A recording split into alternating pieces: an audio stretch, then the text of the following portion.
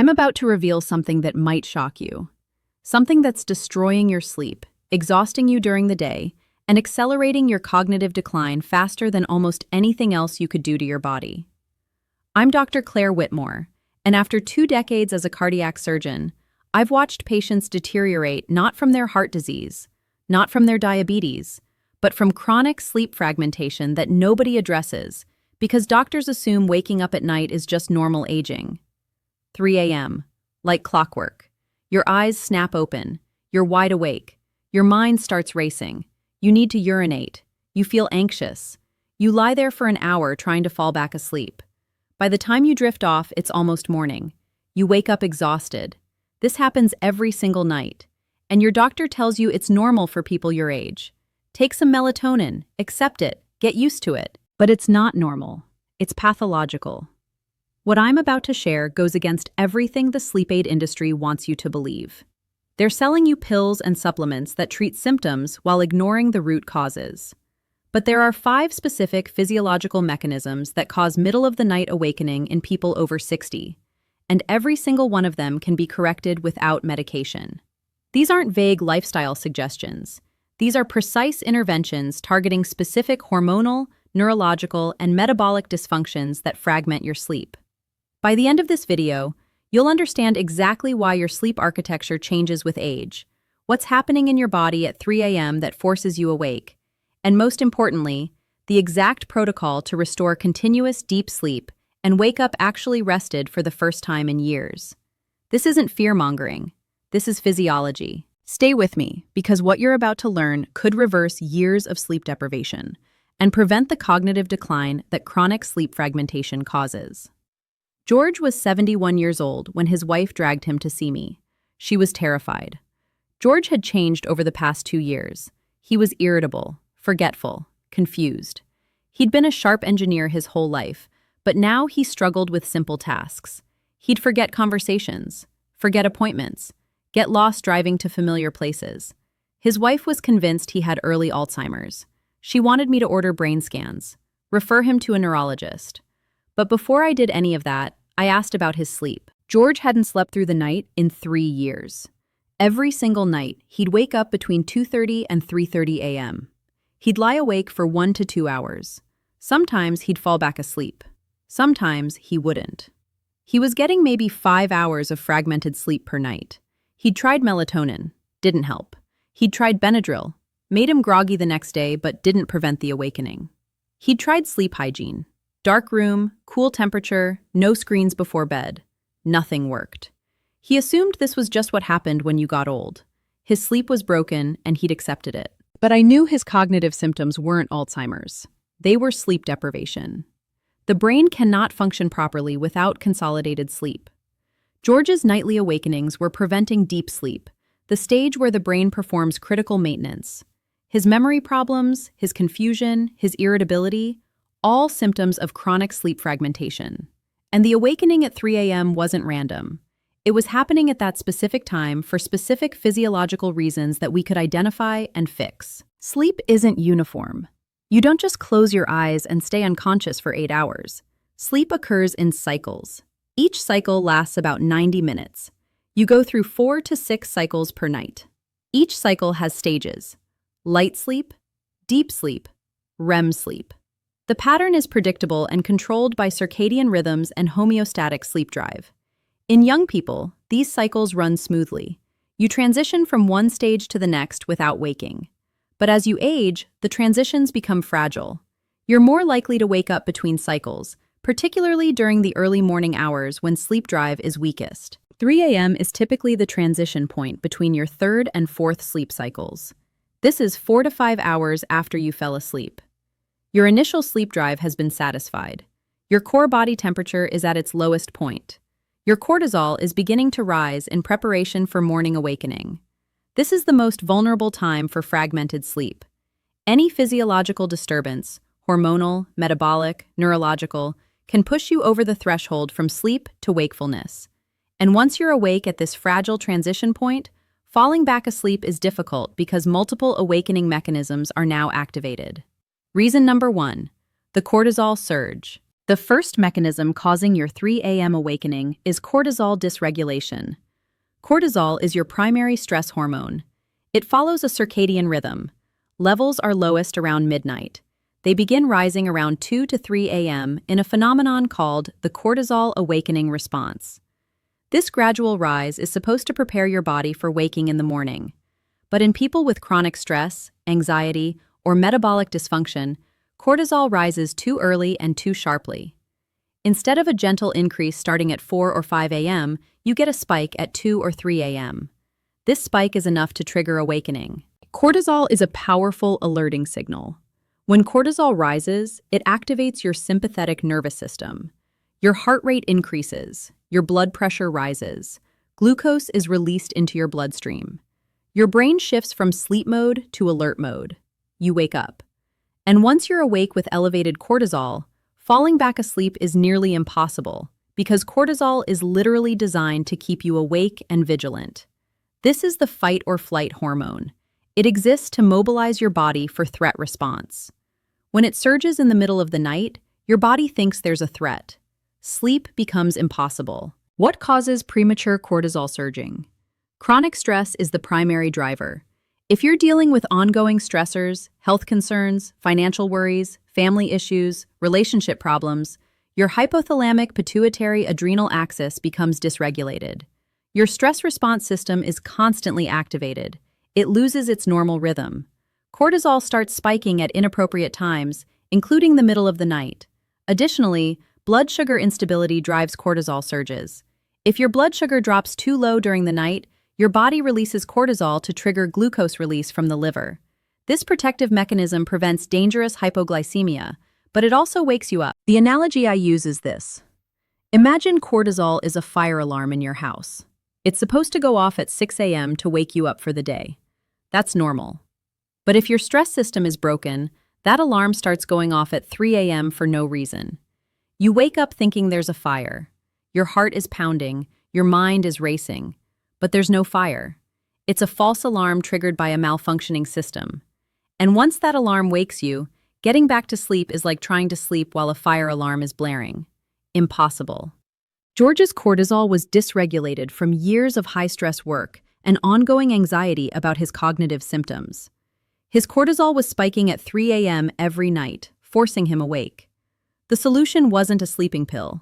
It was addressing the cortisol dysregulation through stress management and blood sugar stabilization. No food within 3 hours of bedtime. This ensured his blood sugar was stable overnight. No stimulating activities after 8 p.m. No news, no stressful conversations, no work emails, only calming activities. Reading, gentle music, conversation with his wife. Additionally, 20 minutes of deep breathing or meditation before bed. This activates the parasympathetic nervous system and blunts the cortisol awakening response. Research shows that regular meditation practice lowers baseline cortisol and normalizes circadian cortisol rhythms. Within 2 weeks, George's 3 a.m. awakenings decreased. Within 1 month, he was sleeping through the night 4 to 5 nights per week. Within 3 months, he was sleeping through consistently. His cognitive symptoms resolved completely. He wasn't developing Alzheimer's. He was sleep-deprived from cortisol-driven awakenings, and fixing the cortisol fixed his sleep and his brain. Reason number 2, the melatonin collapse. The second mechanism is declining melatonin production. Melatonin is your sleep hormone. It's produced by your pineal gland in response to darkness. Melatonin levels rise in the evening, making you sleepy. They stay elevated throughout the night, maintaining sleep. They drop in the morning, allowing you to wake. This pattern is controlled by light exposure and circadian rhythms. But melatonin production declines with age. By age 70, you're producing about half the melatonin you made at age 20. This reduction makes it harder to fall asleep and harder to stay asleep. Low melatonin doesn't just affect sleep duration, it affects sleep quality. Melatonin promotes deep sleep and REM sleep. Without adequate melatonin, you spend more time in light sleep and less time in restorative deep sleep.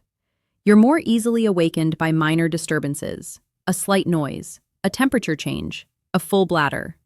Things that wouldn't wake you when melatonin levels are high become sufficient to wake you when melatonin is low.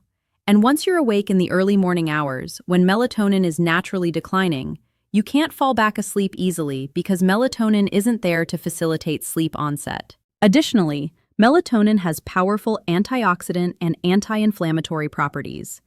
It protects your brain from oxidative damage during sleep. Low melatonin means your brain isn't getting this protection.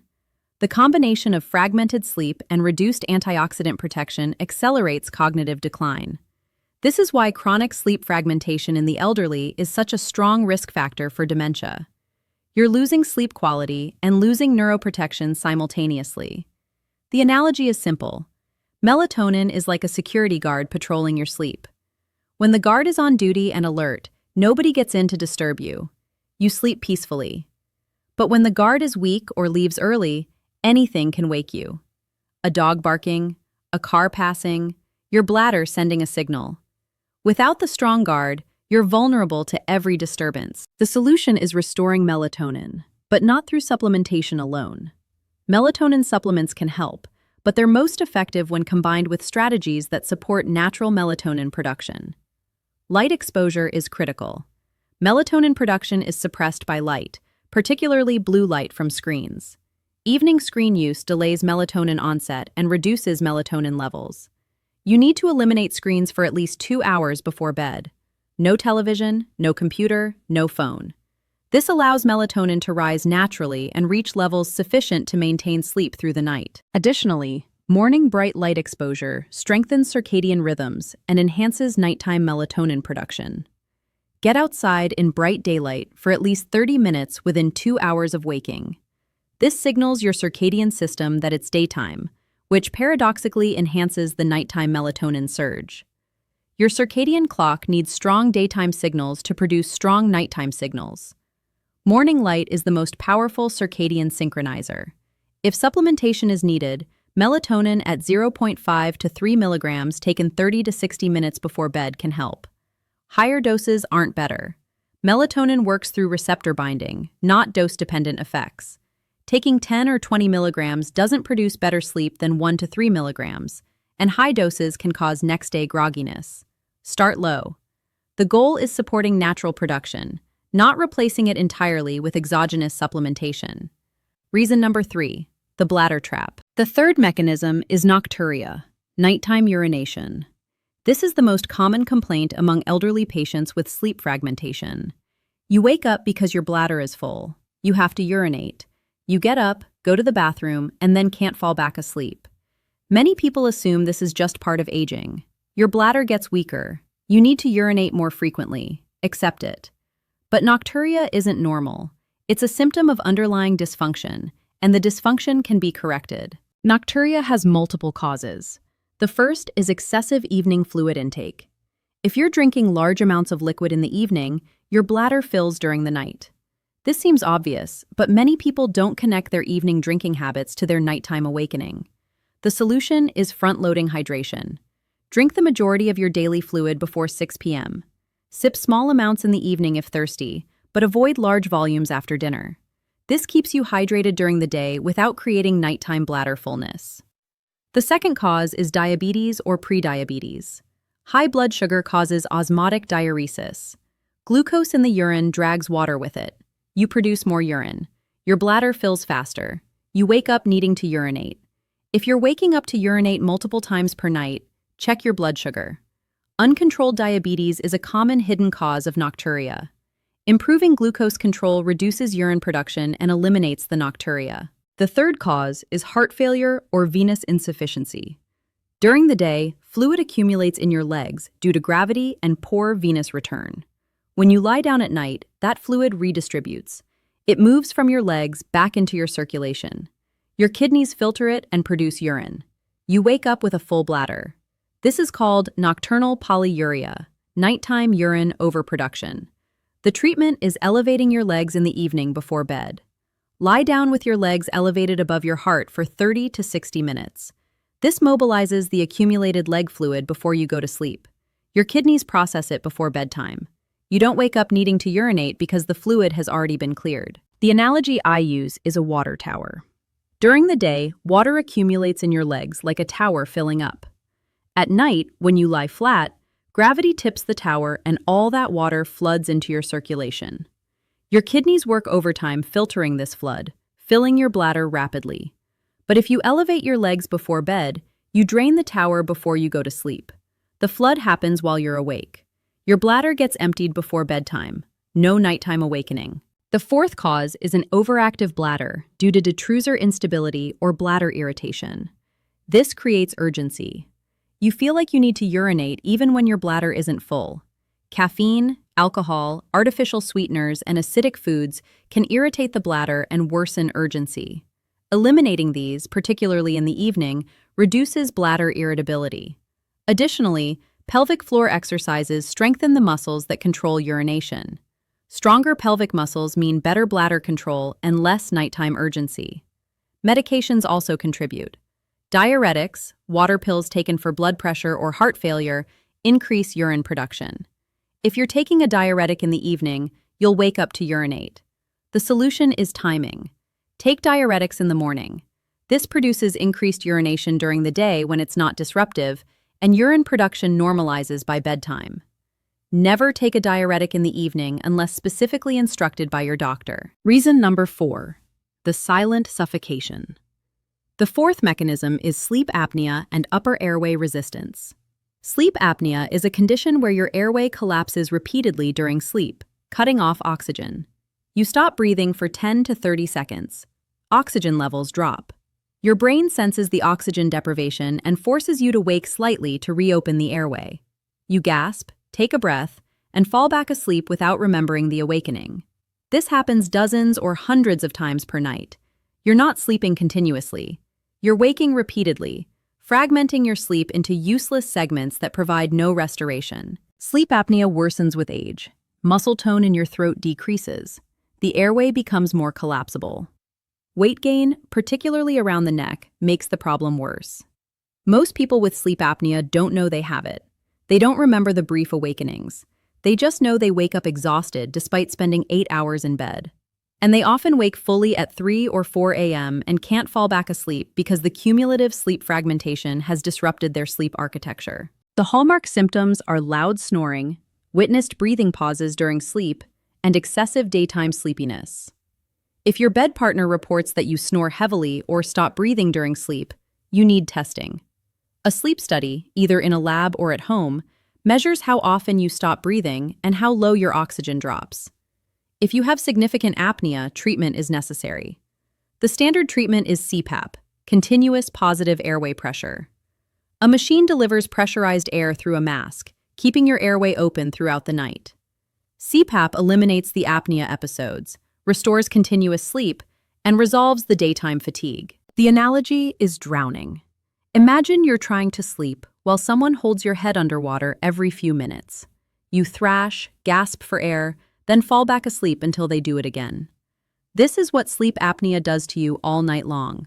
Your brain is being suffocated repeatedly. It's forced to wake you to save your life. No wonder you're exhausted. No wonder you can't think straight. You're being drowned in your sleep. Many people resist CPAP. They find the mask uncomfortable. The machine feels claustrophobic. But modern CPAP technology is far superior to older devices. Masks are smaller and more comfortable. Machines are quieter. Auto-adjusting models adapt pressure to your needs throughout the night. With proper fitting and adjustment, most people adapt to CPAP within a few weeks, and the improvement in sleep quality and daytime function is dramatic. People who've been exhausted for years suddenly have energy again. Their cognitive function improves. Their mood improves. Their blood pressure drops. CPAP doesn't just fix sleep. It fixes the metabolic and cardiovascular dysfunction caused by chronic oxygen deprivation. If CPAP is intolerable despite attempts at optimization, alternatives exist. Oral appliances that reposition the jaw to keep the airway open work for mild to moderate apnea. Positional therapy, training yourself to sleep on your side instead of your back, reduces apnea severity because the airway is less likely to collapse in lateral positions. Weight loss dramatically improves apnea if you're overweight. Losing 10% of body weight can reduce apnea severity by 30% or more. In severe cases, surgical options exist to physically open the airway. The point is, sleep apnea is common, underdiagnosed, and treatable. If you're waking frequently at night and you snore or have daytime sleepiness, get tested. Apnea might be the primary cause of your sleep fragmentation, and treating it could restore normal sleep immediately. Reason number 5, the pain cycle. The fifth mechanism is pain and inflammation. Chronic pain disrupts sleep. Arthritis, back pain, neuropathy, any chronic pain condition makes sleep fragile. You shift position during sleep, your painful joint moves, the pain wakes you up. This happens repeatedly throughout the night. Additionally, inflammatory cytokines, chemicals released during chronic inflammation, disrupt sleep architecture. They suppress deep sleep and increase awakenings. People with chronic inflammatory conditions like rheumatoid arthritis or inflammatory bowel disease have notoriously poor sleep quality because the inflammation itself is disrupting normal sleep processes. Pain is typically worse at night for several reasons. First, distraction is gone. During the day, you're active, engaged, your mind is occupied. Pain gets pushed to the background. At night, in the quiet and stillness, there are no distractions. Pain becomes the focus. It feels more intense. Second, anti-inflammatory cortisol is lowest at night. Cortisol, despite being a stress hormone, has powerful anti-inflammatory effects. During the day, cortisol suppresses inflammation and reduces pain. At night, when cortisol drops, inflammation increases and pain worsens. Third, certain inflammatory cytokines peak at night, particularly in conditions like rheumatoid arthritis. The disease activity follows a circadian rhythm that makes nighttime the worst time for pain. The analogy is a radio. During the day, your brain is playing music, news, conversations. The pain signal is there, but it's background noise. You barely notice it. At night, the radio goes silent. Now all you hear is the pain signal. It's the only station broadcasting. It sounds deafening because there's nothing competing with it. The pain hasn't gotten worse. Your perception of it has intensified because the distractions are gone. Addressing nighttime pain requires a multi-pronged approach. Pain medication timing matters. If you take anti-inflammatory medication once daily, take it in the evening so peak effect occurs during the night when pain is worst. If you take it in the morning, the effect has worn off by bedtime, and you're left unprotected during the night. For chronic pain conditions, long-acting medications that provide 24-hour coverage work better than short-acting medications that wear off. Sleep position optimization reduces mechanical pain. If you have hip arthritis, sleeping with a pillow between your knees keeps your hips in neutral alignment and reduces pain. If you have back pain, sleeping on your side with knees bent or on your back with a pillow under your knees maintains spinal alignment. Memory foam mattresses or mattress toppers reduce pressure points and distribute weight more evenly, decreasing pain from prolonged immobility. Anti-inflammatory interventions before bed reduce nighttime inflammation. Omega-3 fatty acids from fish oil have anti-inflammatory properties and can reduce pain when taken consistently. Curcumin and ginger both have evidence for reducing inflammatory pain. These aren't instant fixes, but regular use reduces baseline inflammation, which translates to less nighttime pain and better sleep. Heat therapy before bed relaxes muscles and reduces pain. A warm bath or shower 60 to 90 minutes before sleep raises core body temperature. When you get out, your temperature drops rapidly. This drop signals sleep onset and also relaxes tense, painful muscles. The combination improves sleep quality in people with chronic pain. The complete protocol. Addressing these 5 mechanisms systematically restores normal sleep in the vast majority of elderly patients with middle-of-the-night awakening. It's not one simple fix. It's identifying which mechanisms are active in your specific situation and correcting each one. George had cortisol dysregulation and undiagnosed mild sleep apnea. Addressing both through stress management and CPAP restored his sleep completely.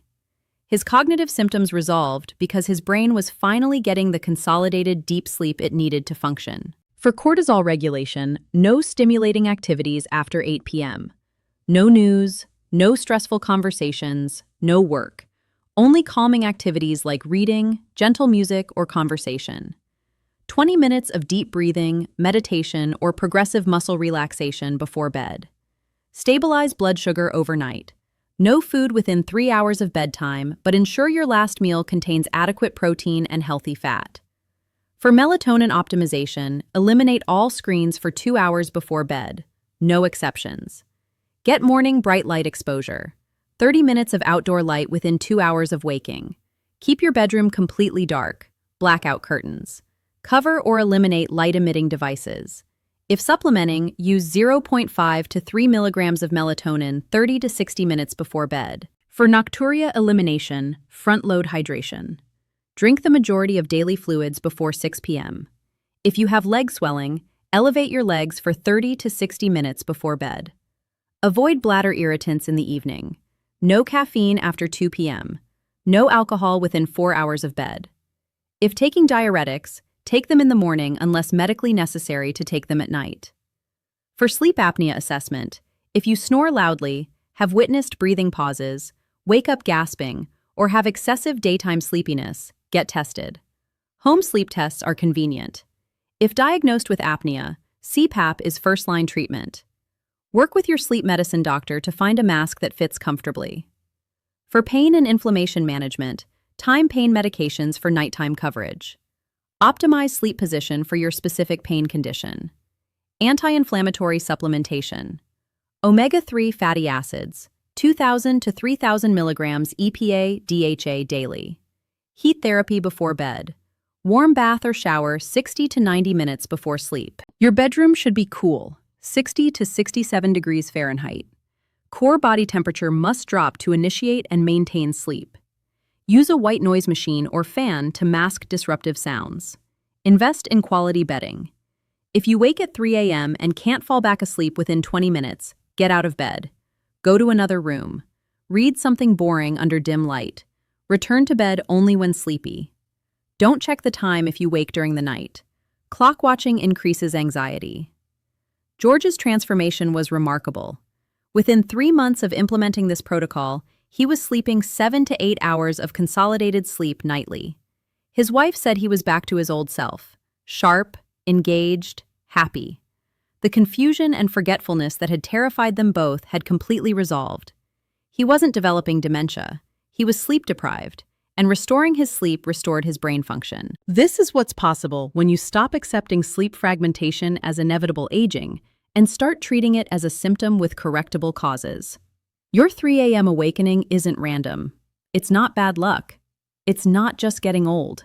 It's cortisol dysregulation, melatonin deficiency, nocturia, sleep apnea, or pain.